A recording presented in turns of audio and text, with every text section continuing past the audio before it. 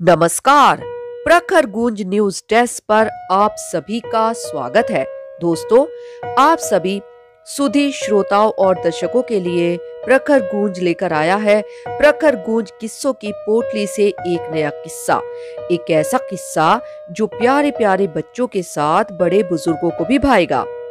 आज हम आपको सादत हसन मंटो जी के बारे में बता रहे हैं। सादत हसन मंटो एक उर्दू के लेखक थे जो अपनी लघु कथाओं बू, खोल दो, ठंडा गोश्त और चर्चित तोबा टेक सिंह के लिए प्रसिद्ध हुए। कहानीकार होने के साथ साथ वे फिल्म और रेडियो पटकथा लेखक और पत्रकार भी थे।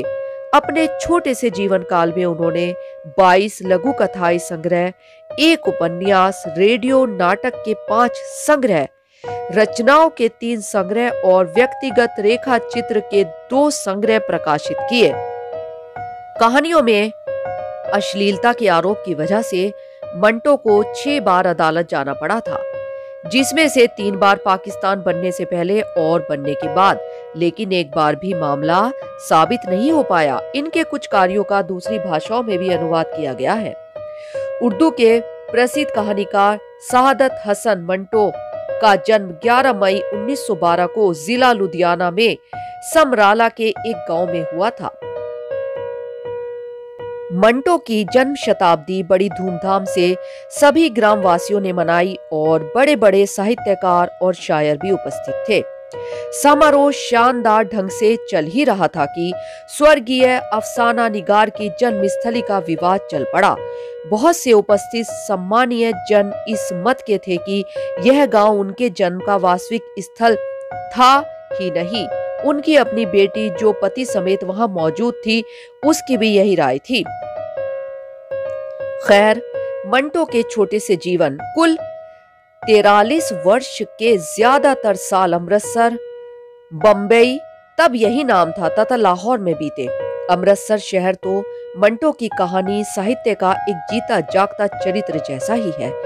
मंटो के अनेकों अफसानों में या तो अमृतसर का जिक्र है या लाहौर और मुंबई का। यहीं के गली गूचे, बदनाम बाजार, तांगे वाले और देश के स्वाधीनता संग्राम से जूझ रहे आम लोग मंटो के अफसानों में यह रंग भरते हैं, जिनसे सादत हसन मंटो भारत और पाकिस्तान के उन 3 महान साहित्यकारों में गिने जाते हैं जिन्हें दोनों ही देश अपनी विभूति बताकर गौरवान्वित होते हैं। अन्य 2 डॉक्टर सर मोहम्मद इकबाल और फैज अहमद फैज भारत उपमहाद्वीप के 2 बड़े शायर हैं। सादत हसन मंटो को खुदा ने बहुत थोड़ी उम्र दी। आपने 43 वर्षों में फिर भी मंटो ने अपने साहित्यिक विरसे को इतना महान बना दिया कि बड़े बड़े लेखक भी रश्क करें। ऐसा क्या था इस मुफलिस कहानीकार में जो यूरोप के पेंटर वैन गॉग की तरह उम्र भर पैसे पैसे के लिए तरसता रहा। एक तरफ मंटो की साहित्यिक गतिविधियां चल रही थी और दूसरी तरफ उनके दिल में आगे पढ़ने की ख्वाहिश पैदा हो गई। आखिर फरवरी 1934 को 22 साल की उम्र में उन्होंने अलीगढ़ मुस्लिम यूनिवर्सिटी में दाखिला लिया। यह यूनिवर्सिटी उन दिनों प्रगतिशील मुस्लिम नौजवानों का गढ़ बनी हुई थी। यही मंटो की मुलाकात अली सरदार जाफरी से हुई और यहाँ के माहौल ने उनके मन में कुल बुलाती रचनात्मकता को उकसाया। मंटो ने कहानियां लिखना शुरू कर दिया। तमाशा के बाद कहानी इनकलाब पसंद 1935 में नाम से लिखी गई, जो अलीगढ़ मैगजीन में प्रकाशित भी हुई। अब बात करते हैं इनके कार्य क्षेत्र की। 1936 में मंटो का पहला मौलिक उर्दू कहानियों का संग्रह प्रकाशित हुआ। उसका शीर्षक था आतिशपारे। अलीगढ़ में मंटो अधिक नहीं ठहर सके और 1 साल पूरा होने से पहले ही अमृतसर लौट गए। वहां से वह लाहौर चले गए, जहां उन्होंने कुछ दिन पारस नाम के एक अखबार में काम किया और कुछ दिन के लिए मुसव्विर नामक साप्ताहिक का संपादन किया। जनवरी 1941 में दिल्ली आकर ऑल इंडिया रेडियो में काम करना शुरू किया। दिल्ली में मंटो सिर्फ 17 महीने रहे, लेकिन यह सफर उनकी रचनात्मकता का स्वर्ण काल था। यहाँ उनके रेडियो नाटकों के 4 संग्रह प्रकाशित हुए। आओ, मंटो के ड्रामे, जनाजे तथा 3 औरतें। उनके विवादास्पद धुआं और समसामयिक विषयों पर लिखे गए लेखों का संग्रह मंटो के मज़ामीन भी दिल्ली प्रवास के दौरान ही प्रकाशित हुआ। मंटो जुलाई 1942 को लाहौर से अलविदा कहकर मुंबई पहुंच गए। जनवरी 1948 तक मुंबई में रहे और कुछ पत्रिकाओं का संपादन तथा फिल्मों के लिए लेखन का कार्य भी किया। पाकिस्तान में प्रवासन। मंटो और उनके परिवार के लाखों मुसलमानों में से एक थे जिन्होंने पाकिस्तान के मुस्लिम बहुसंख्यक राष्ट्र के लिए वर्तमान दिन भारत छोड़ दिया था। लाहौर में जीवन। जब मंटो मुंबई से लाहौर पहुंचे तो वे पास रहते थे और फैज अहमद फैज, नासिर काजमी, अहमद राई और अहमद नदीम कासमी सहित कई प्रमुख बुद्धिजीवियों के साथ जुड़े थे। वे सभी लाहौर के प्रतिष्ठित पाक टी हाउस में इकट्ठा होते थे। 1948-49 में कुछ सबसे ज्वलंत साहित्यिक वादों और उत्साही राजनीतिक तर्कों के साक्षी थे।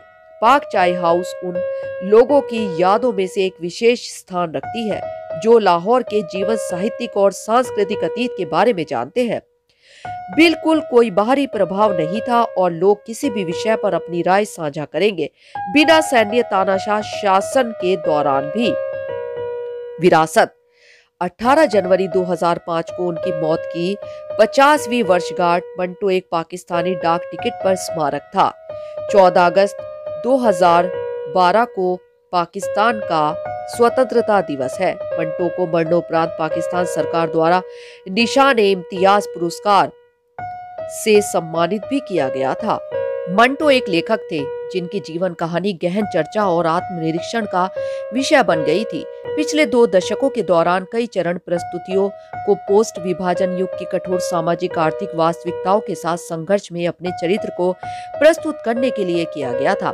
डैनिश इकबाल के मंच प्ले एक कुत्ते की कहानी एक ऐसा उत्पादन है जो मंटो को उनके जन्म शताब्दी के अवसर पर एक नए परिप्रेक्ष्य में प्रस्तुत किया।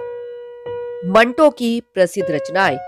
तोबा टेक सिंह लघु कथा, मंटो के अफसाने, धुआं, अफसाने और ड्रामे, लज्जत-ए संग, स्याह हाशिए, बादशाहत का खात्मा, खाली बोतलें, लाउड स्पीकर, गंजे फरिश्ते, मंटो की मज़ामीन, नमरूद की खुदाई, ठंडा गोश्त, याजीद, पर्दे के पीछे, सड़क के किनारे, बगैर उन्वान के, बगैर इजाजत, बुरके, सरकंडों के पीछे, शैतान, शिकारी औरतें, रत्ती माशा तोला, काली तलवार, मंटो की कुछ बेहतरीन कहानियां, ताहिरा से ताहिर।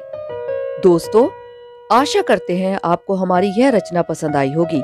इसी प्रकार की अन्य रचनाएं और कहानियां सुनने के लिए जुड़े रहे हमारे चैनल प्रखर गूंज के साथ। यदि आपने हमारे चैनल को सब्सक्राइब नहीं किया है तो कृपया हमारे चैनल को लाइक और सब्सक्राइब करें। धन्यवाद।